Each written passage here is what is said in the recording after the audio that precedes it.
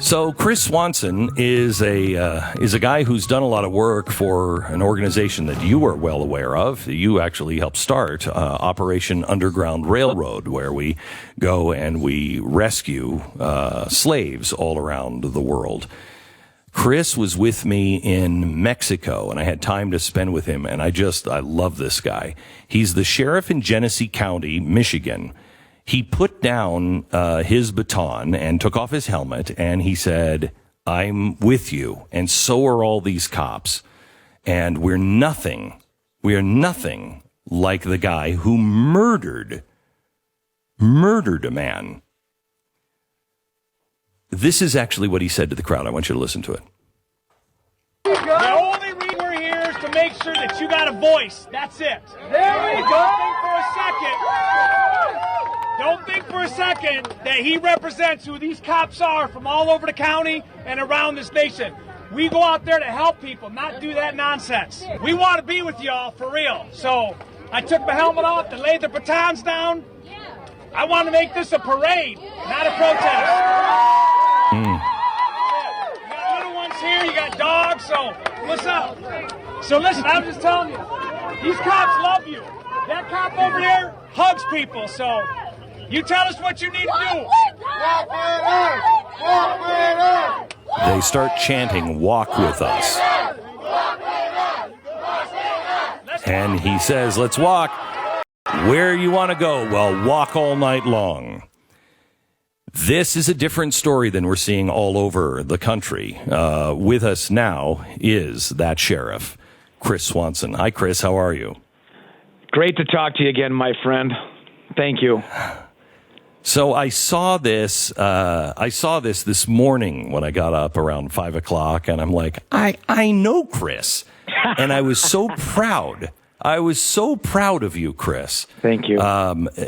First of all, tell me how this happened. Was this spontaneous? Did you plan that? Were there risks? There had to be real risks involved in doing this. Well, I can tell you that I would love to say that it was planned and we had a strategy, but that's not the case. And I can tell you throughout the whole week, you could feel the tensions build. You felt it. The nation felt it. Over the weekend, it went buck wild. You felt that there was such a level of frustration that's never been seen before. And on Saturday, when we had gotten word they were doing a demonstration, you know, as the sheriff of the county, the chief law enforcement officer, we work with other agencies. Our local Flint Township precinct was kind of taking the lead as blocking traffic, and everything was calm at 5 o'clock. Crowds met at a Target, which ironically was the first big store torched in Minneapolis. And then you could just feel the tension continue. They marched up and down, east and west, and I'm going to tell you, when the crowd grew to hundreds and they marched towards the local police department, we saw what happened in Oregon. We saw what happened in Minneapolis to the police departments, and the temperature changed, Glenn. The temperature changed, and I saw officers. We battle geared up, and you know, now it's more of a response to what could happen. I have an 11-second video I just recorded. I don't know why I did it, as I walked towards the crowd and where our line was, and the tension was so intense.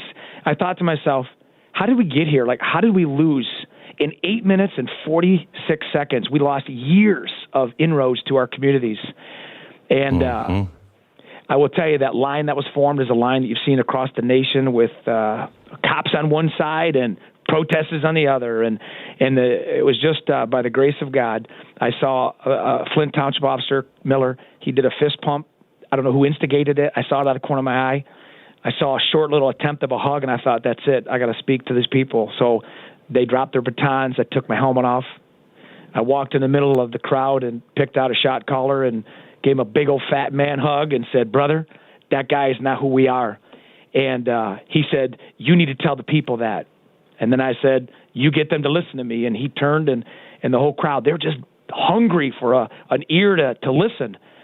And I'm going to tell you, that was the first question, but the second one really is what changed history and made Flint the beacon of light across our nation, that you can protest, just like the individual you're going to have on your show that says basic rights and humanity. That's what they're fighting for. We want a peaceful demonstration. Yeah. That guy is a rock star, because the protesters, they're protesting for the right reasons. And when I said, did you notice on your audio, I've heard that just a couple times, even though it's gone pretty insane. They didn't have to think about what they wanted. I said, what do I need to do next? Immediately walk with us. That's what they want. They want to show unity. They want the cops to listen and to react and not just give lip service. So, Chris, did you fear that because there's a difference between the protesters and then those agitators that are joining in, many of them Antifa, and have nothing to do with the black community even. Did you fear that those people were involved? Were they there? Yeah. Yes, they were. Now, the group that you mentioned, we did not have intel that they were there, but we had a clear direction that we had people bringing bottles and gasoline and rocks, and that was always a threat. But I'm going to tell you, I'm not trying to be a superhero. I'm not trying to be macho, but that was the least of my concerns. 27 years on the job. Tomorrow is my anniversary. I started June 2nd, 1993. Through years of experience and training, and we started in the jail. And in the jail of a sheriff's office, you learn how to deal with 120 convicted felons and people that are awaiting prison for life offenses. And it trains you to be very comfortable in those situations. But I know you are I know your heart, Glenn, and I know that you understand the Spirit of God came over and anointed that situation. And I walked into it as David did, and I felt that peace, and I saw the entire crowd move. So to say that I wasn't scared, I'm sure I was, but the action and the movement of vulnerability, that sent a message more than my words could. So now talk to the police officers all around the country. And, first let me start with this. For those who are listening who are protesting, tell them who the police are. Yeah. There's 800,000 police officers in the nation that go to work every single day because they love their community. And if you go to Officer Down Memorial page, you'll see people every day giving their life. Those are the real hearts of the people's guardians. You know, your moms and dads and brothers and sisters that are out there and 24/7. And everybody in the country, no matter if you hate the police, when you're in trouble, you call 3 numbers, 911, and we risk our lives to get there. That's who police are. They're soccer coaches and soccer moms, and they're people who love their families, and they're singles and marrieds, and that's who the police are. They're the fabric of protection, but we can't forget that we need to serve. And to those that are protesting, there's righteous anger. And that righteous anger can be met with a police force that can hear the voice of the people. And when those two work together, you see what happened on May 30th here in Flint, Michigan. But if the protesters, like was said in your show, are rioters, those are folks that are taken, and what your next guest was probably going to talk about is they're stealing the message from the people who want change. Now, those folks are hard to negotiate with. I'm talking to the people who have righteous anger. And for the law enforcement, it's got to start from the top, Glenn. People need to come out from their conference rooms, their podiums, their intelligent briefing rooms, and get with the mix. Start serving people. You know, you don't need to be, the higher you go, more removed from your community. You need to be more in tune with your community. You need to serve water and food and go to the same events without any strings attached, just like you do with OUR. You serve with nothing in return, you know, and when people see that, they see the heart of people. And I'm going to tell you this, that group, they're street savvy. If they felt for a second that my words were empty, we wouldn't be having this conversation, but they saw the heart. It started with a fist bump, went to a hug, and the whole thing was turned. So, Chris, we're facing a time now. I mean, you're in Michigan. Which has been quite an interesting. I didn't think I would be coming back from vacation talking about riots in the streets on something entirely different than COVID. Yeah. But here we are. So you're in Michigan, and I know that there are good cops and bad cops, and you know we see them every day. But the average American now is losing faith in their police force and in some of the sheriffs, et cetera, in our FBI and justice system. What has to be done to be able to regain that trust from some of your biggest supporters? I mean, I see things that are happening with COVID up in Michigan, and I'm stunned by it. I'm stunned by it. Well, to answer a lot of that question, to your first point, the burden falls on the police. We have to take the first step, and there should be no such thing as a bad cop, because if you got a bad cop, they shouldn't be a cop. Get them out. Fire and charge. Nobody's fired more police officers than our office in the last 15 years. I've arrested my own people. I arrested people. There's a guy in jail in the next county charged with life offenses for committing a sexual assault on duty.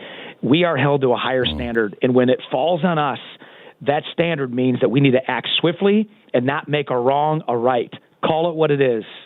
To your second point, I don't want people to lose faith in the very people that will give their life to protect them. They're there 24/7, and they are great people. Do not paint all law enforcement with the same brush. Number 3, it starts from police leadership. Set the tone, set the standard, expect what the people want, and that is a professional police officer that is willing to protect and serve. And when it comes to Michigan, you're right, especially Flint. Crime, the automotive industry shut down. You have poverty, the water crisis from 2015, 2016. I mean, you got people, my parents live in the city, but this agency, we delivered cases of water to people on the front door. We took care of their basic Maslow needs. During this COVID case on March 17th, I swore in 40 faith-based leaders as deputy sheriffs to deliver 1 million pounds of food because the system had shut down. We delivered 1 million pounds of food to people over the last 6 weeks. We have a jail that has, in the county, 4th highest in deaths in Michigan. We have a jail of inmates, the most violent people. We have 0 COVID cases in the jail, 0 inmate cases from this entire pandemic, because it's not one person, it's not one protocol, it's an entirety. And the community in Flint showed rock star behavior on May 30th. They set the tone for what Flint can do in spite of all the challenges they've had and that we've had as a city, to say we can protest, we can do it with righteousness, and we don't have to burn our city down. But you're right. We're getting smacked every which way to Sunday, but the nation needs healing, and it needs people to step up in leadership positions to say, listen, I'm going to do it because it's the right thing. It ain't the political thing. It ain't the faith. It's the right thing. And if you do the right thing, people respect that. They don't want words. They want action. Chris Swanson, good to talk to you again, my friend. Thank you so much. Well. Chris Swanson, he's sheriff of Genesee County in Michigan. He is the sheriff that you're seeing everywhere. Put down his baton and listen to the protesters and change things dramatically in Flint, Michigan.